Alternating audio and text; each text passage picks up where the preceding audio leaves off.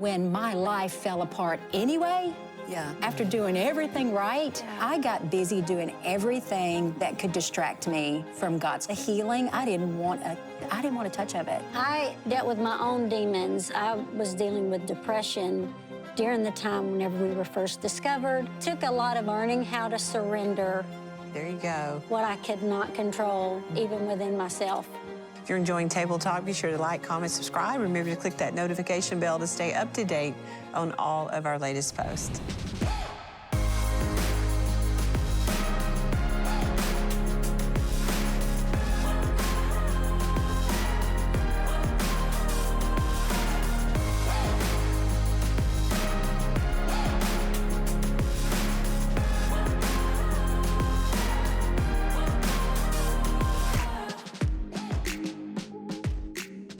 Well, this music trio has earned 8 Dove Awards and multiple Grammy nominations thanks to their angelic vocal harmonies, which is amazing. The Martins join us today, not only to sing, but to share part of their story. But right now they're going to perform their trademark song. I love this song, He Leadeth Me.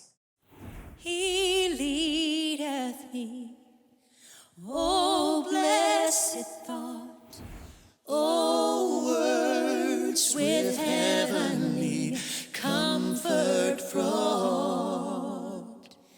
Whate'er I do, where'er I be, still 'tis God's hand that leadeth me. He leadeth me, He leadeth me by His own hand.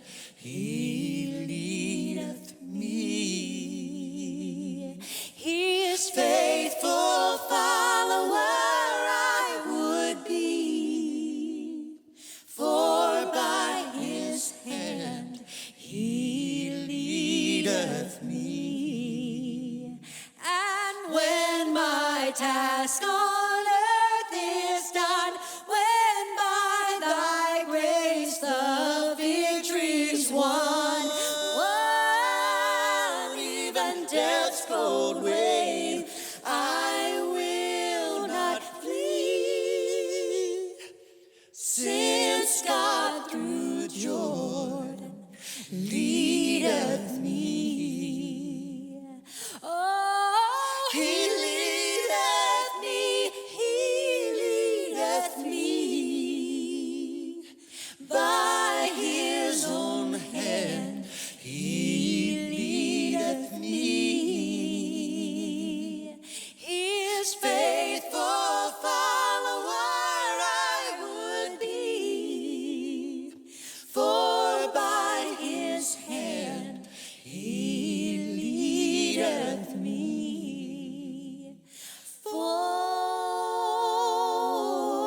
by His hand He leadeth me. For by His hand He leadeth me.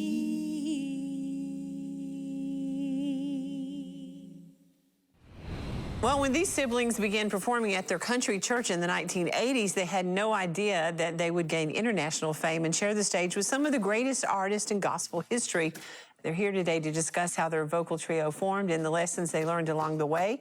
And of course, I'm welcoming Kendra and Dorothy and Cindy. Are y'all excited about them? Yes, Thank you so much. For sure. Welcome, Martins. Thank you, Miss Joni. The Martin family, we have a brother and 2 sisters. Yes, I'm the brother. Yes, yes, yes, you are. And it's so easy to remember your name, Jonathan, Joyce, and Judy, and I said, and Joni, like, you know, if I wanted to know.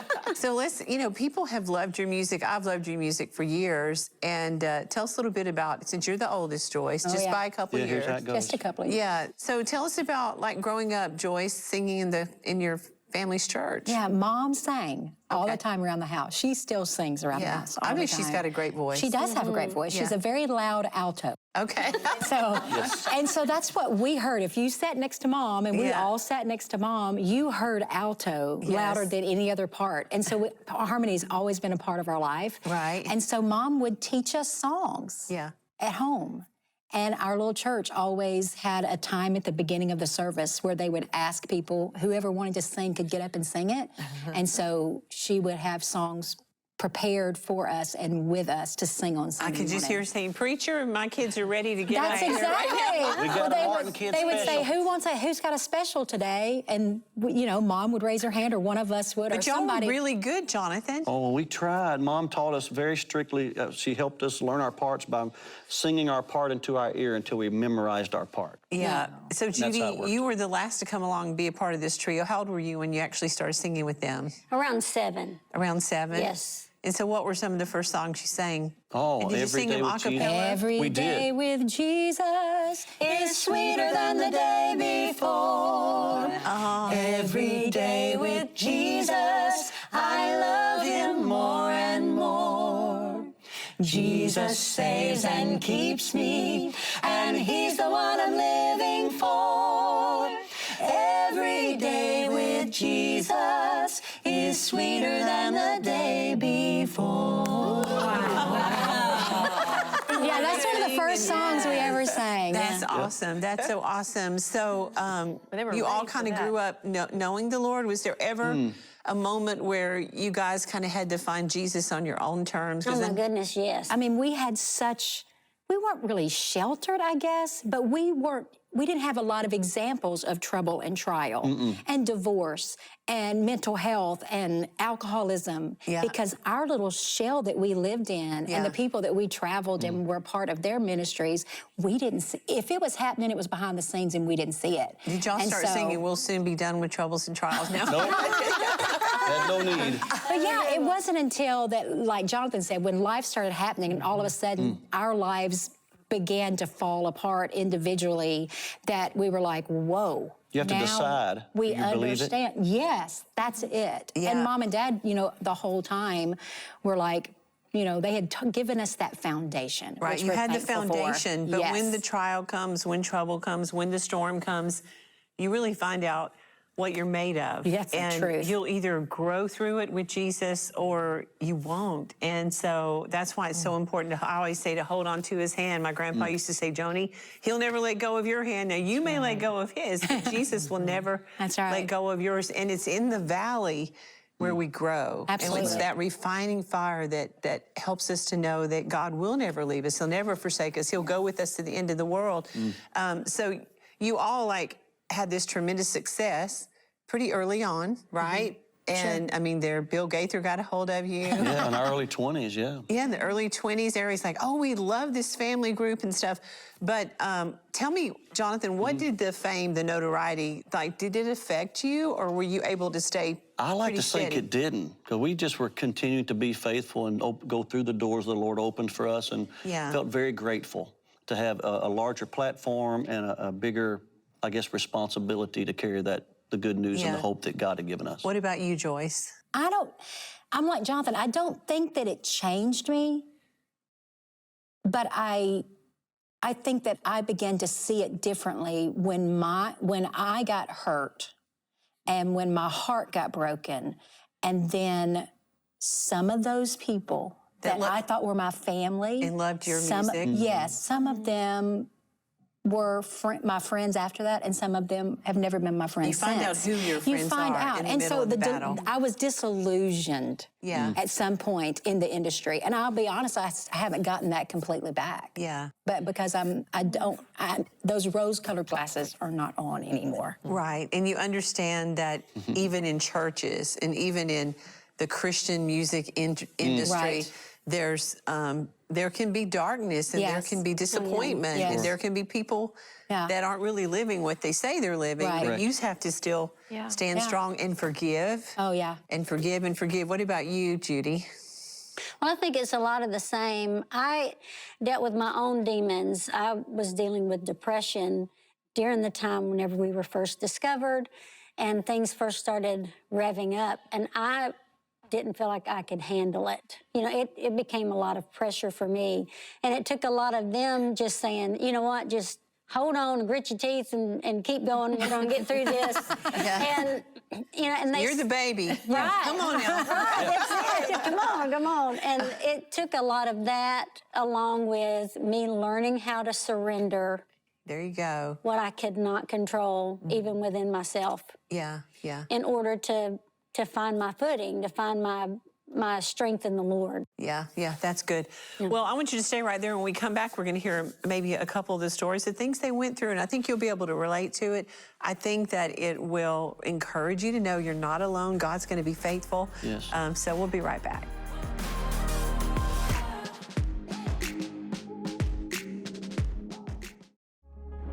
Imagine facing a storm so vast, it threatens to engulf everything you've built.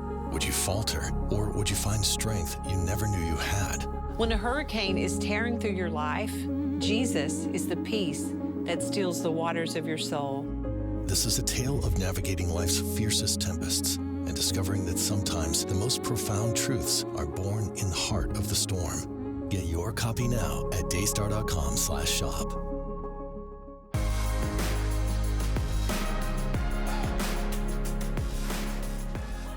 Well, we're back with Grammy-nominated vocal trio, the Martins, and to discuss their beautifully redemptive journey. I love that because it is a journey. God's going to be faithful. Joyce, you went through a very public divorce, and you and I were talking before the show how sometimes the body of Christ treat people who have gone through divorce. Really shocking to me. Yeah.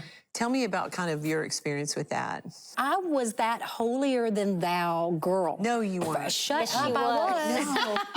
Yes, because I'm Yes, you I was. She was. Well, because I honestly believed, and I was raised that I'm supposed to try to live holy, and I wanted to.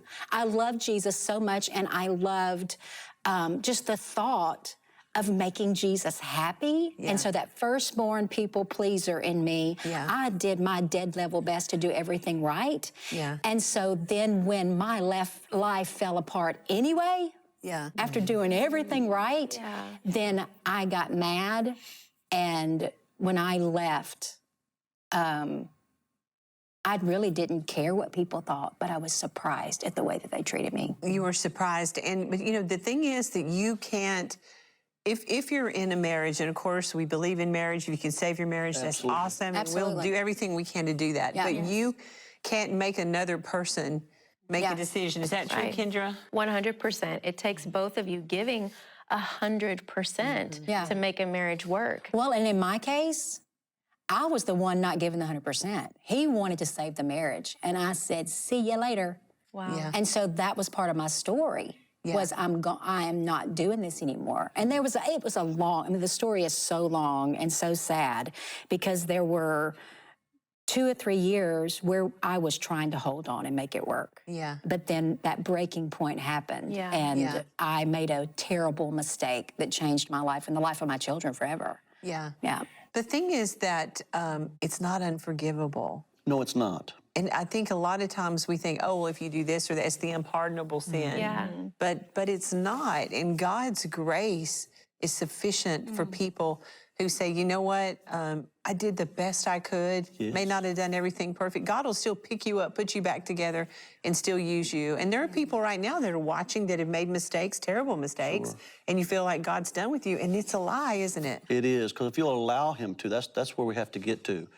We have to surrender and allow him to be that gracious God he wants to be. Yeah. How was your sister different as you watched her walk through this painful experience? Well, she was a lot more forgiving toward me. It's true. It's very true. That's good. That was a huge part of it. And, you know, seeing her hurt.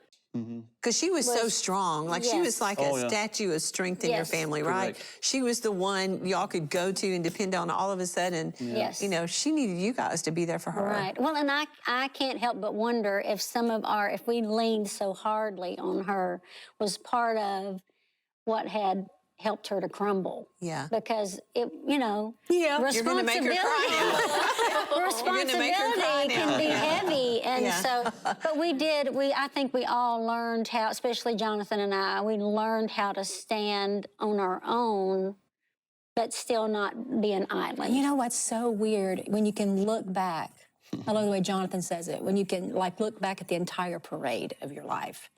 And I cannot imagine the ministry that we have now, the strength of it, the joy in it, all the things that we experience together as a unit now. It would not be this, Joni. It had not all these horrible things happened. No way, Jose. And that doesn't preach well, by the way, folks. But it absolutely is the truth. It is the Thinking not truth. strange, this fiery trial. I mean, because, you know, when you're going through something, you have to really lean in and trust God and believe His word is true, believe that He's a good God, believe that He's going to see you through. With that being the key word, He is going to bring you through. And that is the redemptive power of God that we're talking about. And I always say to those of you watching that, and some of you just stopped to listen to music, and it really was a call to God, to your heart. I mean, where He's trying to say, hey, give me an opportunity. You've tried everything else. Just like pray that little simple prayer and say, Jesus, hey, I've tried everything else. I need you to do what you did for them. Come in my heart right now. Forgive me. I mean, it's so simple to do that. And I'm telling you, He will meet you right where you are. And the onus isn't on us to prove who He is. God is big enough to prove who He is to you. If you pray that prayer and invite Him into your heart, I'm just telling you, it will be the best decision that you can make. So on the other side of this, the Lord brought someone into your life. Oh, yeah. It's crazy. Oh, that was a good look right there. Yeah. Oh, yeah. Okay, so tell us about this person after, I'm sure you had to go through some of the healing and restoration. You know in what? your No, heart. when I met Paul, he made me feel lovable again. And a lot of the things, because when I left that marriage and left my children, I didn't just leave and crawl in a hole and cry all day. I got busy doing everything that could distract me from God's call on my life, God's, leading, and all the healing. I didn't want a touch of it. I did not want any part of it. And so I was busy living for the devil, as my mom would say, living for the devil. And Joyce, no. Wow. Yeah, So it was bad. You took a little. It's a miracle that I'm not didn't get addicted to drugs or alcohol. Alcohol was a big part of my life.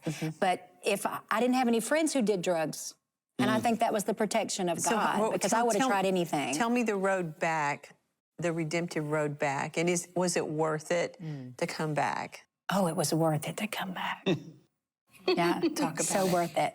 I mean, in two things. One of the things, since I've already talked about Paul, when I met him and just was smitten by him, and he began, when we started spending more time together, he began to question what I was doing. Because he knew who I was, knew my music, and respected that part of who I was. And then he was like, you know you're gonna die, right? Or you know you're never gonna be happy, or you know these people are toxic. You know that lifestyle leads to nowhere good. So he almost got, well, he did. He gave me an ultimatum. I can't do this anymore if you don't make some changes. And I was just hungry and lonely enough that I was like, okay, I'll stay away from those friends. I'll stop doing these things. And so the physical part of my unhealthiness began to get better. But when did your connection to God happen again? I never lost that. You never did. I stayed in church, and I was in contact with them just enough, and they don't probably even know how much I was connected to them, and tried to stay, familiar with what was going on with them. My mom would call me and leave me voice messages. I never would answer the phone, but I would listen to her voice messages. So what was that period of time where you were kind of away from, as far as following the will of God for your life? 2 or 3 Several years. Because when I finally got divorced, I'm trying to think. My children were, Trey was probably close to 3 years old, and May was a year old whenever I left. And I was in Nashville. Well, Paul and I got married in 2006. And I met him after I'd been in Nashville 4 years. And at the beginning, we kept singing. At the very beginning of all the stuff, we were still singing. But then it just got bad. What I was going to say was what I remember happening is we did one concert. Yeah, we hadn't sung in years, two and a half, 3 years, and someone asked us to do a concert, like do 30 minutes. Well, she agreed to do it, and what she said was, because I need the money. Yeah. I need the paycheck. Yeah. And we said, sure. She said, but I'm not going to say nothing. I'm going to drive up to behind the building. I'm not going to do sound check. I'm not doing sound check. I ain't saying nothing. I'm going to sing my songs and I'm leaving. And we said, that's fine. And through that, it opened the door for another concert, so that we all could have a little bit of an income from our music. Because I left them in the lurch when I So then we left. started doing concerts a little bit, about once a month, one weekend a month, as I remember right. And again, Joyce said, I don't want to speak. And she was our speaker for a long time, being the oldest. She was our MC, and we got to talk a little bit, but she won't know what we were going to say before we said it. And all this. But, Write it out for her. No. and in that time, Judy and I did solo singings at times, and so it kind of honed our ability to carry a program MC-wise. Well, I remember one, and she wanted to sing a song off of her solo project so she could sell it.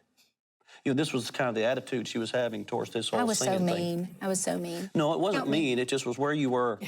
And we accepted that, knowing that the truth in the songs, the calling that God had on our lives, if he meant for it to happen, he was going to continue working miracles. And I remember she didn't want to say anything, but one evening, she said, could I say something? I did? Yeah. Because I was doing the MC work, and before your song, I said, we've all done solo projects, and Joyce wants to come and sing a song for you off her solo project. She said, could I say something? So I looked at Judy, and like, do we need to let her talk? Is this safe? Yeah, is this safe? Exactly. Yeah. Immediately, Jonathan and Judy start praying in the spirit. Yes. Okay. And Judy just nodded her head, and I said, go ahead. And I believe the Lord, what she said was, she said, I've been standing here singing with my sister and brother, and honestly not truly 100% believing what I'm singing.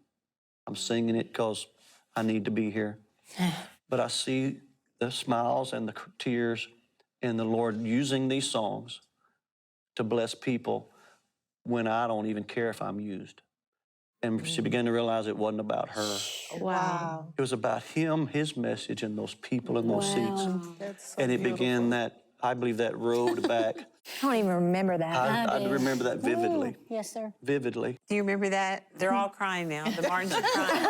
Right here on Joni Table Talk. Yeah. But that's when it happened. So even in that state, Yep. it was almost like a step of faith, believing God to restore her. Oh, because we try to run. We try to run. Yeah. We put on our armor. Yeah. We try to avoid him. Yeah. But he's always there. Well, that's the other thing is we were talking, I can't remember if we've talked about it here or just off camera, but about how some people will shun you and not allow you to be on a platform after certain things have happened in your life. Yeah. And that was the prime example. They could have very easily said, we'll find somebody else to do your part because you have no right to be on the We stage. auditioned a couple But it had it, hey. Well, there's plenty of people that would have jumped right in there. Singers, but there's no Joyce. Absolutely. Yeah, there's no Joyce. But if I had not been on that stage, unworthy of the, the position, I guess. Right. But I needed to be there, evidently. Yep. But you know what? I bet now, with what you've gone through, as much as I hate it that you went through it, Right. I know you wouldn't want to go through it. I went through things I wouldn't want to go through again. Right.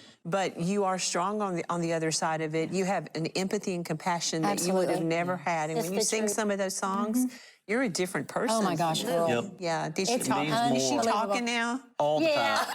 Shut your mouth.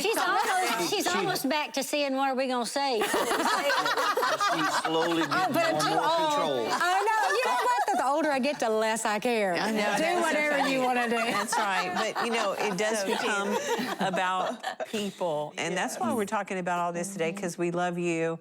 We want to see God move in your life. We want you to know that God isn't through with you. He loves you so much. Some of you are just sitting there shaking your head like, wow, I didn't know that. Yeah, and there's more we didn't tell. We'll have to get into come back and tell more. But we are out of time. And I want you to remember that we serve a God of redemption. Oh, thank God. Yes. There is no family, no situation so far gone that he cannot redeem it through his unfailing love and grace. He's ready and able to heal you today. If you're watching today, you want to pray with someone, or you repeated that prayer of salvation that I mentioned, just said, Jesus, I need you. That's what my grandpa said. He didn't know what to pray, 19 years old, tool and die meal in Greenville, South Carolina on a Monday morning at the water fountain. Wow. He just knelt down and said, God, if you're there, I need you. And God transformed his life in the direction of our family. He'll do the same thing for you. And our prayer partners are standing by ready to pray with you now. And of course, if you did pray that prayer, I want to just send you the Gospel of John, because you need to start reading the Word of God. That's a great place to start. That's just our free gift to you. We don't ask you, we don't have to give your, any money or your name or any of that kind of stuff. Just, tell us where to send it, and we'll send that to you to be a blessing to you. I do want to thank the Martins for joining it. Will y'all come back sooner? We'd love to. Yeah, I just found out you're coming for Gospel Music Showcase. And I was like, Troy, the producer, I want them, okay, for the table. And love their amazing music and their testimonies. Amazing. For information on tour dates, their latest album, and more, be sure to visit them online at martinsonline.com. As always, be sure to follow us on all social media platforms. You can leave us a comment. Let us know how Table Talk is touching your life. We love hearing from you. And you'll want to make sure you subscribe to the Joni Table Talk podcast. It's available right now across all the top podcast apps. And we couldn't let the Martins leave without singing one more song. Here they are performing Joy to the World.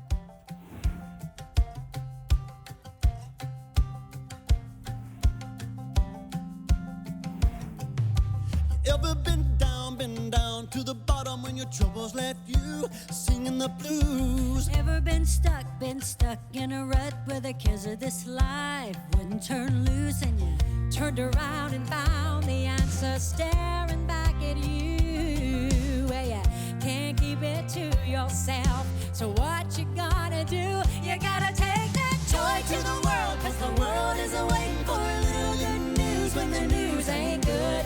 Joy to the world, a sweet salvation, don't keep it a secret. Why would you not shout it from the rooftops, lifting your voice, singing joy to the world?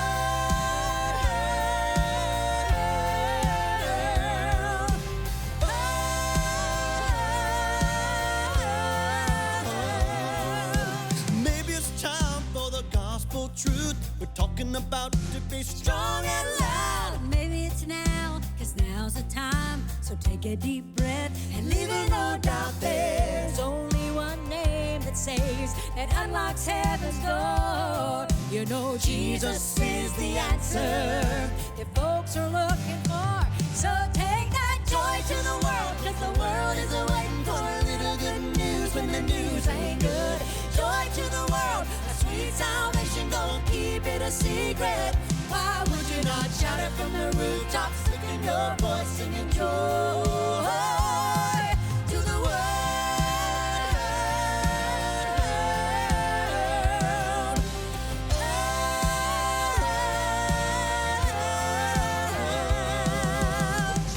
Even when a soul is shaking, even when a heart is breaking, like a river that flows wherever you go.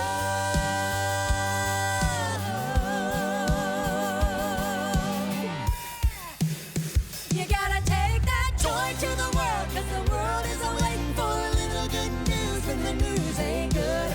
Joy to the world, a sweet salvation, don't keep it a secret.